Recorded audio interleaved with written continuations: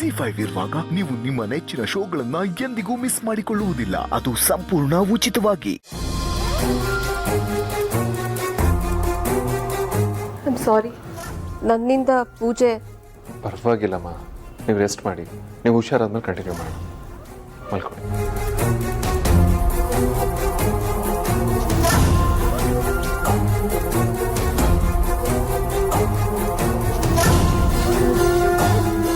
ಅಮ್ಮ ಸ್ವಲ್ಪ ರಿಲ್ಯಾಕ್ಸ್ ಮಾಡಲಿ. ಪೂಜೆ ಆಮೇಲೆ ಶುರು ಮಾಡಿ.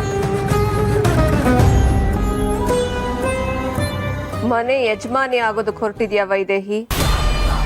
ನಾನ್ ಬಿಡಲ್ಲ.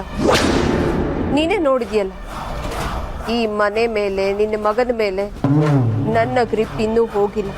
ನಿನ್ನ ಮಗ ಇನ್ನೂ ನನ್ನ ತಾಳಕ್ಕೆ ಕುಣಿತಾನೆ. ನಾನು ನೋಡ್ತೀನಿ ನೀನಿವತ್ತು ಹೇಗೆ ಪೂಜೆ ಮಾಡ್ತೀಯ ಅಂತ. ನಾನು ಹೊರಗಡೆ ಬರಲ್ಲ, ಪೂಜೆ ನಡೆಯಲ್ಲ.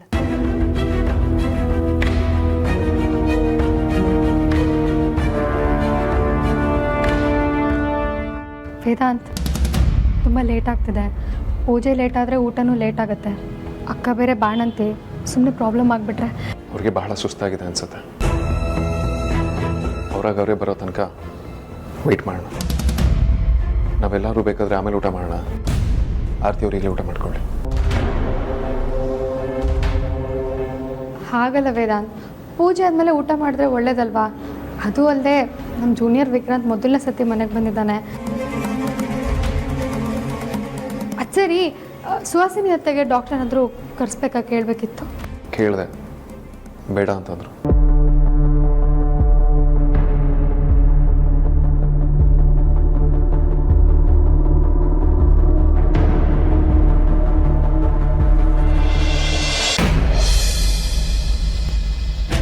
ಆಹಾ, ಈ ಸುಹಾಸ್ನಿಗೆ ಮೈಯೆಲ್ಲ ವಿಷ.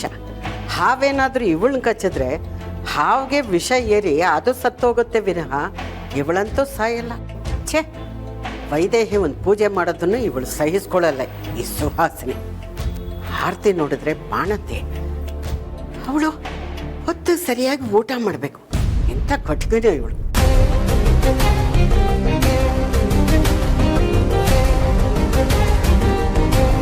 ವೇದಾಂತ್ ಅವರೇ, ನಾನು ಹೋಗಿ ಒಂದ್ಸಲ ಸುಹಾಸಿನಿ ಮ್ಯಾಮ್ ಎದ್ದಿದಾರ ಅಂತ ನೋಡ್ಕೊಂಡು ಬರಲಾ?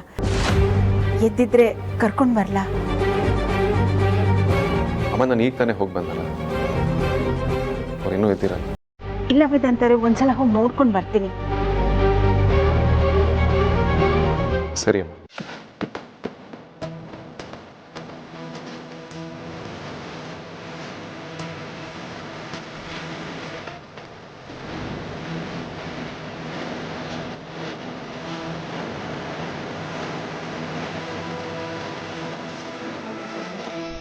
ಅಮ್ಮ, ಈಗ ನೀವು ಓಕೆನಾ?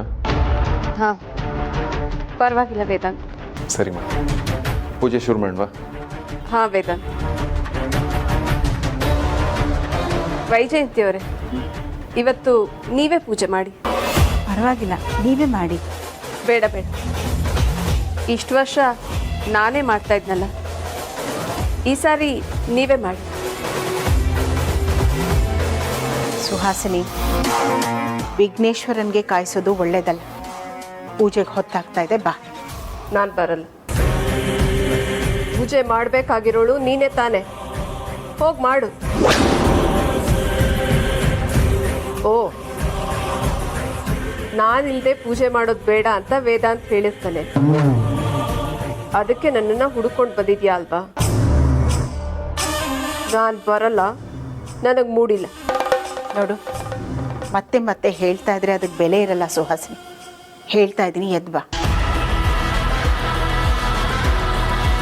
ಈ ಮನೆಗೇನಾದರೆ ನನಗೇನಾಗಬೇಕು?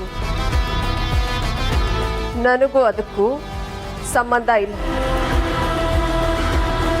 25 ವರ್ಷದಿಂದ ಈ ಮನೆಯಲ್ಲಿ ಪೂಜೆ ಮಾಡ್ಕೊಂಡು ಬಂದಿರೋಳು ನಾನು. ಇವತ್ತು ಗೆಲ್ಲಿಸ್ತವಳು ಅಂತ ಅನ್ನಿಸ್ಕೊಂಡಿರೋ ನಿನ್ನ ಕೈಲಿ ಪೂಜೆ ಮಾಡಿಸ್ತೀವಿ ಅಂತ ಹೇಳ್ತಾ ಇದ್ದಾರಲ್ಲ, ಅದನ್ನ ನೋಡ್ಕೊಂಡು ನಾನು ಸುಮ್ಮನೆ ಕುತ್ಕೋಬೇಕಾ? ನನಗೆ ಸಿಗದೆ ಇರೋದು ನಾನು ಯಾರಿಗೂ ಸಿಗೋದಕ್ಕೆ ಬಿಡಲ್ಲ. ಅದರಲ್ಲೂ ಎಸ್ಪೆಷಲಿ ನಿನಗೆ ಸಿಗಲೇಬಾರ್ದು. ಸುಹಾಸಿನಿ, ಏನು ಮಾತಾಡ್ತಿದ್ಯಾ ನೀನು? ಯಾರೀ ಮನೆ ಯಜಮಾನಿ? ಯಾರಿಗೀ ಮನೆಯಲ್ಲಿ 3 ಕಾಸಿನ ಬೆಲೆ ಇಲ್ಲ? ಯಾರ ಬಗ್ಗೆ ಮಾತಾಡ್ತಿದ್ಯಾ? ನಿನಗೆ ಮದುವೆ ಮಾಡಿಕೊಟ್ಟಿದ್ದು ನನ್ನ ಗಂಡ ಸೂರಿ. ನಿನ್ನ ಗಂಡನ ಬಿಸ್ನೆಸ್ ಲಾಸ್ ಆದಾಗ ಮತ್ತೆ ಬಿಸ್ನೆಸ್ ಹಾಕ್ಕೊಟ್ಟಿದ್ದು ನನ್ನ ಗಂಡ ಸೂರಿನೇ. ನಿನಗೆ ನಮ್ಮ ಮನೇಲಿ ಆಶ್ರಯ ಕೊಟ್ಟಿದ್ದು ನನ್ನ ಗಂಡ ಸೂರಿನೇ. ಯಾಕೆ ಸುಹಾಸಿನಿ, ಹಿಂಗಿದೆಲ್ಲ ನೆನಪೇ ಇಲ್ವಾ? ನೀನು ಏನೇ ಹೇಳಿದ್ರು ಅಷ್ಟೆ, ನಾನು ಪೂಜೆಗೆ ಬರಲ್ಲ. ನನಗೆ ಮೈ ಹುಷಾರಿಲ್ಲ. ಸಂಜೆವರೆಗೂ ನಾನು ಈ ರೂಮ್ ಬಿಟ್ಟು ಹೊರಗಡೆ ಬರಲ್ಲ. ಆಮೇಲೂ ಅಷ್ಟೆ, ನನ್ನ ಕೈಯಿಂದ ಪೂಜೆ ಆಗತ್ತೆ ಅನ್ನೋದಾದ್ರೆ ಮಾತ್ರನೇ ನಾನು ಹೊರಗಡೆ ಬರೋದು. ನನಗೆ ನನ್ನ ಸ್ವಾರ್ಥ, ನನ್ನ ಪ್ರತಿಷ್ಠೆನೇ ಮುಖ್ಯ. 25 ವರ್ಷದಿಂದ ಈ ಮನೆನ ನಡೆಸ್ಕೊಂಡ್ ಬಂದಿರೋಳು ನಾನು. ಏನೇ ಶುಭ ಕಾರ್ಯ ನಡೆಯೋದಾದ್ರೂ ಅದು ನನ್ನ ಕೈಯಿಂದಾನೇ ನಡಿಬೇಕು. ನೀನು ಮಾತಕ್ಕೆ ಬಗ್ಗೋ ಆನೆ ಅಲ್ಲ. ಅಂಕುಶ ಹಾಕ್ತಿದ್ರೇನೆ ಬುದ್ಧಿ ಬರೋದು. ಏನ್ ಮಾಡ್ತೀಯ ನೀನು? ಹೊಡಿತೀಯಾ? ಹೊಡಿಯೋದಾ? ನಾನು ನಿಂಗೆ ಹೇಳಿದ್ನ ಹೊಡಿತೀನಿ ಅಂತ? ಇಲ್ವಲ್ಲ. ಮತ್ತಿನ್ನೇನ್ ಮಾಡೋದಕ್ಕಾಗತ್ತೆ ನಿನ್ ಕೈ? ಏನು ಮಾಡಕ್ಕಾಗಲ್ಲ. ಸಿನಿ, ನಾನು ನಿನ್ನ ಹತ್ರ ಮಾತಾಡ್ತಾ ಇದ್ದೀನಿ ಅಷ್ಟೇ. ನೋಡು, ನೀನ್ ಏನೇ ಮಾಡಿದ್ರು ನಾನು ನಿನ್ನ ಮಾತನ್ನ ಕೇಳೋದಿಲ್ಲ. ನಾನು ಪೂಜೆಗೆ ಬರೋದಿಲ್ಲ ಅಷ್ಟೇ. ಕೇಳ್ತೀಯಾ? ಕೇಳಲೇಬೇಕು. ಅಕ್ಕ, ನೀನೇ ಪೂಜೆ ಮಾಡು ಅಂತ ನೀನು ಗೋಗರಿತೀಯಾ? ಅಷ್ಟೇ ಅಲ್ಲ, ನೀನು ನನ್ನ ಪಕ್ಕದಲ್ಲೂ ಬಂದು ನಿಂತ್ಕೊ. ಭ್ರಮೆ. ಯಾರಿಗೆ ಭ್ರಮೆ? ಭ್ರಮೆ ಇರೋದು ನಿನಗೆ. ಈ ಮನೆ ಯಜಮಾನಿ ನಾನೇ ಅಂತ. ನಿನ್ನನ್ನು ಯಾರು ಸೋಲ್ಸಕ್ಕಾಗಲ್ಲ, ನನ್ನ ಕೈಯಿಂದ ಏನು ಮಾಡೋಕ್ಕಾಗಲ್ಲ ಅನ್ನೋ ಭ್ರಮೆಯಲ್ಲಿ ನೀನಿರೋದು ಸುಹಾಸಿನಿ.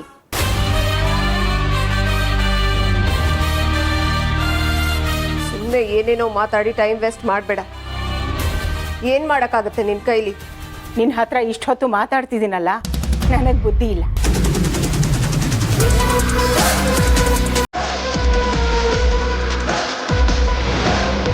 ಈಗ ನೋಡು,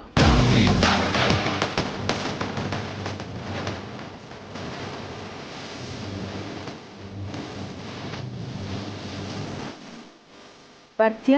ಬರಲ್ಲ? ಬರ್ತೀನಿ. ಬರೋದಷ್ಟೇ ಅಲ್ಲ, ನಾನು ಪೂಜೆ ಮಾಡಬೇಕು ಅಂತ ನೀನು ಹೇಳಬೇಕು. ನಿನಗೆ ಹೇಳ್ತಾ ಇರೋದು.